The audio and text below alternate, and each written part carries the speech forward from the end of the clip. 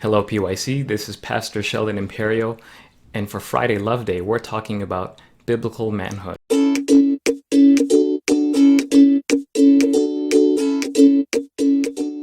These days, it seems there are increasingly less men that emulate true biblical manhood. And so today, I want to share with you 7 characteristics of a man of God. So let's jump right into it. Number 1 is consecration. A true man of God is someone who is fully surrendered, fully consecrated to God. And I think about King David. What made King David the greatest king of Israel's history? Was it that he was a man of war? Was it that he was charismatic, talented, or skilled? Was it that he was poetic or musical? No, what made David a great king, or the greatest king of Israel, is that he was known for being a man after God's own heart. And this is why God rejected Saul, but accepted David. You know, when you compare King David's life to Saul's life, they had many similarities. They were both men of war. They were both handsome. They were both strong leaders. They both had their struggles and weaknesses. But what really set them apart, what made them different, was that King Saul's religiosity was superficial, while King David loved God deep within his heart, and thus he was considered a man after God's own heart.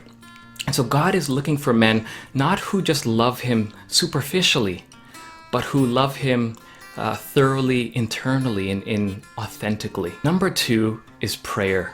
True men are men of prayer. In James chapter 5, verse 17 to 18, it says, "The effective prayer of a righteous man can accomplish much. Elijah was a man with a nature like ours, and he prayed earnestly that it would not rain, and it did not rain on the earth for 3 years and 6 months. Then he prayed again, and the sky poured rain, and the earth produced its fruit." You know, this verse tells us that Elijah was nothing really special. There was nothing unique or special about Elijah. He had a sinful human nature just like you and me. And yet through the power of prayer, God did mighty things through him. And so with us today, with all of us men today, regardless of who you are, what weaknesses you have, whatever your background may be, through prayer, God can do mighty things through your life. Characteristic number 3 is courageous leadership. It seems what is really lacking today is men who have strong, decisive, firm, courageous leadership. When you watch media and entertainment today, men are often portrayed as idiotic, senseless, lacking direction, incapable of leading others or leading their families. But God is looking for men who will take the lead, men who will confidently move God's people forward. I remember what God said to Joshua in Joshua chapter 1 verse 6, where it says, "Be strong and courageous, for you shall give this people possession of the land which I swore to their fathers to give them." You know, God gave Joshua the monumental task of leading 2 million Israelites into the promised land, and they were about to face armies that were bigger, stronger, more experienced in war than they were. But God commanded Joshua to have strong and courageous leadership, promising that he would be with him. And so that's exactly what Joshua did. He fearlessly went into the promised land and conquered. The 4th characteristic is love. True men of God are men of love because God is love. Sometimes we have this idea that to be a strong man or to be a strong leader, we need to be rough, or we need to be tough, we need to have big muscles, we need to be athletic. But no, the sign of a strong man is that he has a heart of love. Look what it says in Adventist Home, page 228.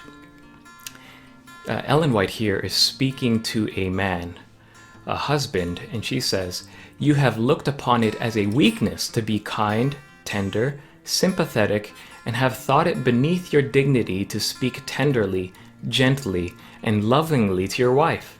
Here you mistake in what true manliness and dignity consist. The disposition to leave deeds of kindness undone is a manifest weakness and defect in your character. That which you would look upon as weakness, God regards as true Christian courtesy that should be exercised by every Christian, for this was the Spirit which Christ manifested. And so it's not a sign of weakness to be kind, to be tender, and to be loving. In fact, that's a sign of strength. Another verse in Ephesians chapter 5, verse 25 says, "Husbands, love your wives, just as Christ also loved the church and gave himself up for her."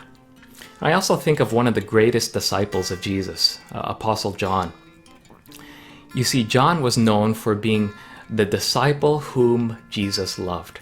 Not because Jesus was practicing favoritism toward John, but because he was able to experience and grasp and understand the love of Christ and the love of God, perhaps more than the other disciples. And so God is calling men today to understand the love of God. Characteristic number 5 is humility or meekness. You see, in our society today, sometimes what is celebrated is men who have high position, high status. They drive the nicest cars, they have the biggest houses, they make the most money. And so we seem to think that what makes a great man is someone who has the highest position in society. But look what Jesus says in Luke chapter 22, verse 6. He says, "The one who is the greatest among you must become like the youngest, and the leader like the servant." And so what is considered great in God's eyes might be considered what is low in our society. And what is considered great in our society might be considered low in God's eyes. And so the greatest, highest position we can be as men is to be humble, to be servants of others. Characteristic number 6 is self-control. Look what it says in Proverbs chapter 25, verse 28. "A man without self-control is like a city broken into and left without walls." Another verse that is similar to that is Proverbs 16, verse 32. "Whoever is slow to anger is better than the mighty, and he who rules his spirit than he who takes a city." True strength is revealed in our ability to have our tempers and our carnal natures under control. This is what self-control means. And you know, self-control can manifest itself in many ways. It could mean not giving into lust, or not losing your temper when someone is provoking you to anger. Or it can mean not overeating. You have true strength if you have a high level of self-control. Characteristic number 7 is integrity. God is looking for men who have true integrity, who stick to their principles and their morals. Men who are honest deep within their souls. And of course, we have many biblical examples for this, such as Daniel, Shadrach, Meshach, and Abednego, or Joseph. I remember what it says in Education, page 57. "The greatest want of the world is the want of men. Men who will not be bought or sold.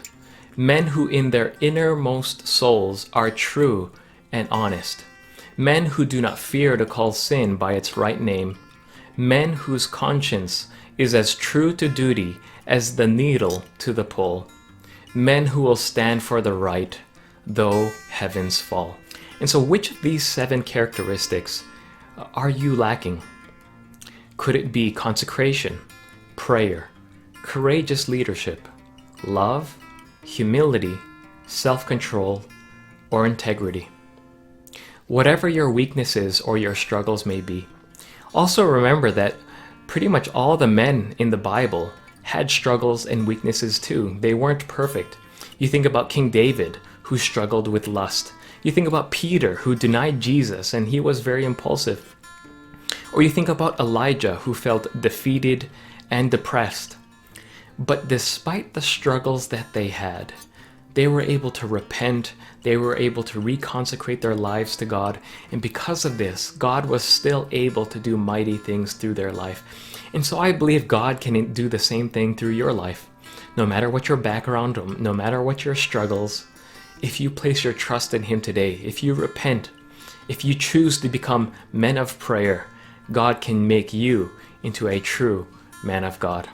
So that's all for today. I want to encourage you to leave a comment below and share your thoughts on true biblical manhood. And be sure to stay tuned for the rest of the PYC COVID-19 quarantine series. Watch anytime, but not anywhere.